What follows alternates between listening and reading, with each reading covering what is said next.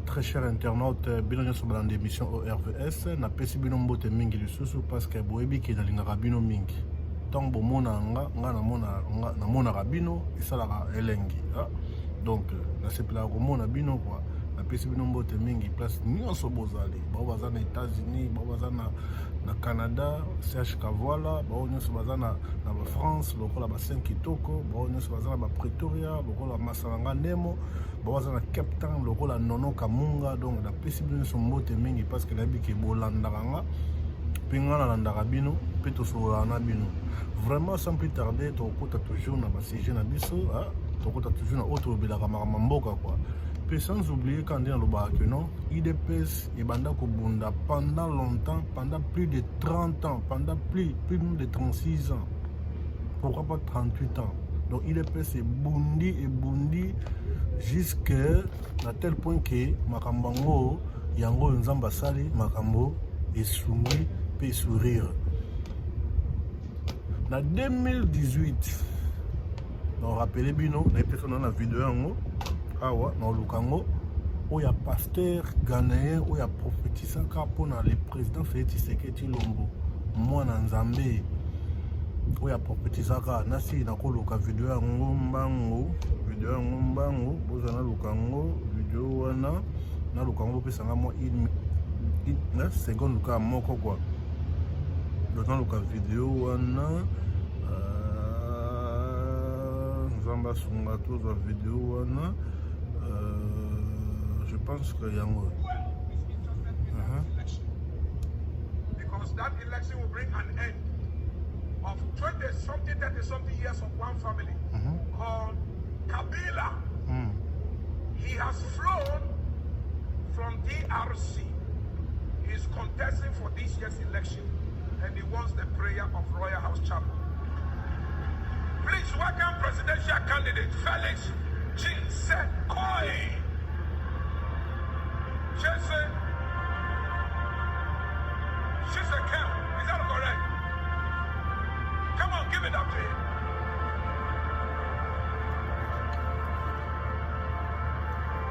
Wana na 2018, on a prophétie avec certitude, précision. I will call the men of God in the house. Apostle Jean Ngwale, Bishop Dominic Alote, and Chairman Clement. Please join me. Let us release the blessing of the Lord. See, when we pray, it is done. You will be here next year as the president of the ERC.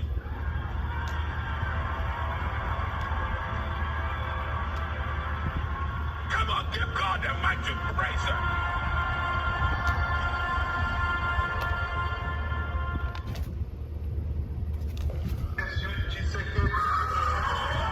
An announcement few had expected. Voilà ce qu'on a 2019, prophétie et s'accomplir. Bomoni yango wana bokoloba so nini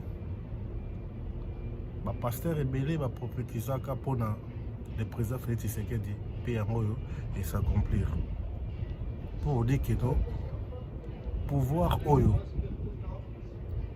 ya pouvoir euti mpa nzambe babondisaka nzambe te so obondisi nzambe yo moko okoyeba sor na yo.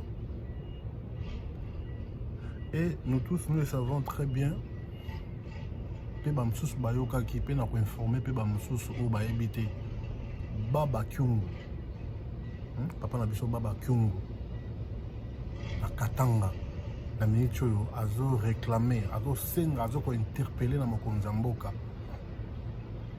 Alobi papa to sengi na yo bombe oyo ekotila biso awa na Katanga please. Loka place mosusu otinda ye parce que sinon te biso moko to s'en charger na ye pour dire que Baba Kyungu aza ko loba indirectement que mokonzi mboka soki osala eloko moko te biso moko to s'en charger na Kabila parce que Maintenant, il est un danger pour les Katangais et pour les Katanga. Kabila, tellement azanaba, ba minerai est belé, ba plantation minière est belé kota Katanga. Kabila azana posa sikoyo a créera toujours trouble kuna posi manango et koma lipa o ba okata mike mike po mutu na mutu azwa parti na ye. Yango na kosenga na mokonzi ya mboka aumela te bakamata mutu wana bamukamate bakamata mutu wana. Tozosenga na mokonzi ya mboka asala de vite possible Kabila bazwa ye parce que koumela trop eza kopola. Kabila alingi kotika pouvoir te, Kabila alingi kodisparaître te na monde politique, mais baprophétie nyonso oyo epesamaki mpo na ye alinga te ye akozongaka lisusu na pouvoir te. Nani andimakaki lelo oyo boye Tambwe Mamba akozala destitué comme président ya Sénat? Nani andimaka yango wana? J'ai toujours dit aux gens qu'il y a un temps pour tout dans la vie. Bolinga te, il y a un temps pour tout dans la vie. So temps noye koki ndima kende pe mana kimia po soko ndimite nzamba kozwa charge na yo. Donc insécurité oyo eza na Katanga baba kyungu alobi ke toza na posa ya moto wana te parce que présence na ye insécurité ekosilaka te. Donc c'est un danger pour la République. Il faut tout faire pour que l'insécurité si là, pour ici là, il faut bakanga Kabila pour tout balukela place mususu soit kende. Mais comme je vous avais dit la fois passée que John Numbi a une résidence surveillée parce que c'est un danger. Lui et Kabila sont vraiment des dangers au Katanga. John Numbi a toujours besoin ou bien de fuir, ou bien de créer la rébellion avec Kabila pour que Kuna na Katanga, tout côté à est Kuna, Mobulu, et Silaté et continuer à pour continuer toujours pour Iba.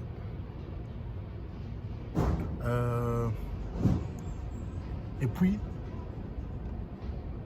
les Katangais, bakendaki kokuta na gouverneur na bango, ou babengi kombo ya Jacques Aboula pour nous remercier mokonzi ya mboka ndenga kanisi bango lisusu ya kotia premier ministre un Katangais oyo babenga kombo ya Sami Lokondo. Tokoloka vidéo yango ouais quand na bisaki bino wana quand na bisaki bino kino tout en non vidéo yango je pense que vidéo yango C'est par des chants de jubilation que les membres des associations socio-culturelles Saint-Pierre et Luanzo-la-Bikouba sont venus exprimer vivement leur reconnaissance au chef de l'État Félix Antoine Tshisekedi Tshilombo via son représentant en province pour avoir élevé un dit fils du Haut-Katanga au titre de Premier ministre issu de l'Union sacrée de la République en la personne de l'ingénieur Samalou Kondé.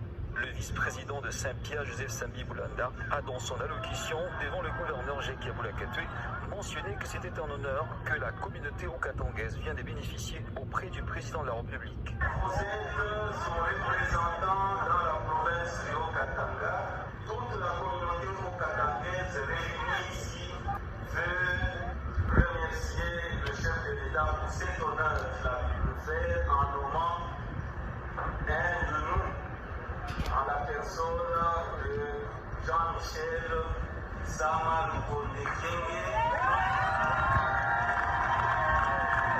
En réaction, Jacques Kaboulakatu a de prime abord rendu un vibrant hommage au président de la République pour avoir porté son choix sur Jean-Michel Samalou Kondé, fils du Haut-Katanga, qui est parti de la direction générale de la GECAMINE à la primature.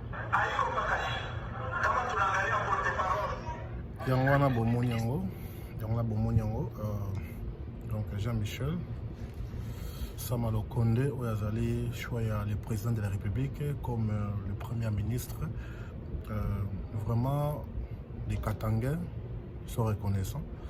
yango tolobaki toloba te na Katanga Kabila comme un problème sérieux parce que avec le premier ministre Katangé et puis yo lingo kende kuna po créer un problème et osoka mabe parce que le premier ministre oya ya jeune oyo ayena makambo moko oyo bo comprendre que non tant Congo est commis au Congo c'est koma lokola ba États-Unis quoi donc bien sûr on est là qui l'information ça qui non pour nous rappeler Sabino et puis sans oublier que non Kabila a créé et a créé façon moko il a éliminé John Numbi.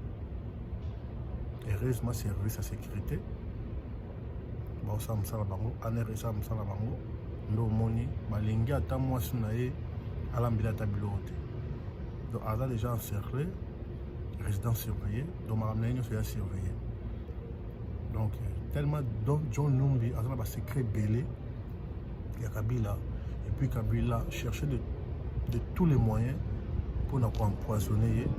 Pour nous reboumailler, pour tracer sa terre. Dès qu'il est interpellé, pour nous ressembler dans le dossier, il va citer le nom de Kabila. Parce que Kabila est cité partout. Donc, on a évité pourquoi jusque-là, communauté internationale, pour justice congolaise, va s'attarder pour nous Kokanga Kabila. Parce qu'il a vraiment fait des choses impossibles dans ce monde. Donc, merci beaucoup, très cher internaute. Bienvenue sur Blandaranga. Vous connaissez toujours Blandaranga. Vous s'abonnez massivement parce que c'est de cette façon il y a Kola, tout, hein, il y a motivé, biso, tout ça, la moussa, na biso, malamu. Donc, la PCB Nombo Temingi, vous s'abonnez kaka massivement. Pardon, please, vous s'abonnez, subscribe, please. I'm just asking if you can just subscribe in my channel to help me to grow this channel, and it's very amazing to see you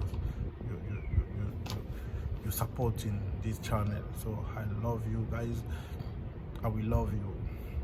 Thank you very much. Thank you. See you. Tout le monde est à la fois prochaine. Bye.